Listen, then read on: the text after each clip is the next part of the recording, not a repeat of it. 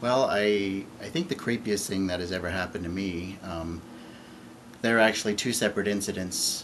One, before my wife's nephew moved in with us a couple of years ago, we used to set the alarm every night.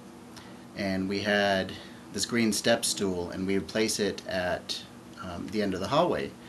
So when the kids woke up in the morning, they would see the step stool there, and so they would know not to come into the living room and set off the alarm, because that tells them that we hadn't been up yet. So one night we went to bed, we set the alarm, we put the step stool at the end of the hallway, and sometime in the night, I don't know how long it had been, but I actually heard the step stool slide down the hallway, and I thought maybe one of the kids was moving it. I didn't know why, but I was really too tired to investigate it, so I just went to sleep. Well, in the morning, one of the kids got up.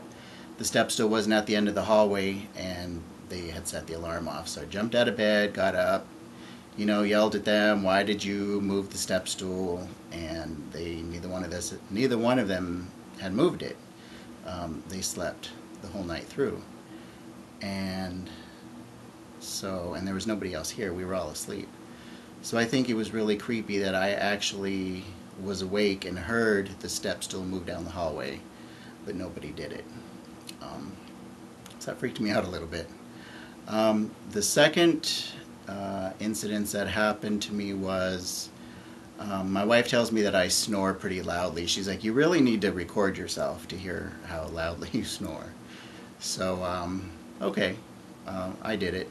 I took a voice recorder and I put it on my dresser in my closet, and we went to sleep.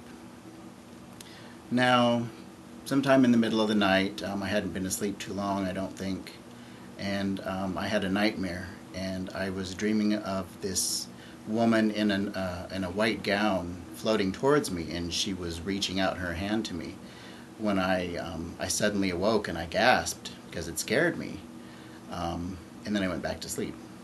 The next morning, I listened to the recording, and yes, I do snore very loudly, but that's beside the point. About 13 minutes into the recording, you can actually hear something like slap the recorder really hard, followed by me gasping awake. So, was I really dreaming, or was there really a woman in a white gown um,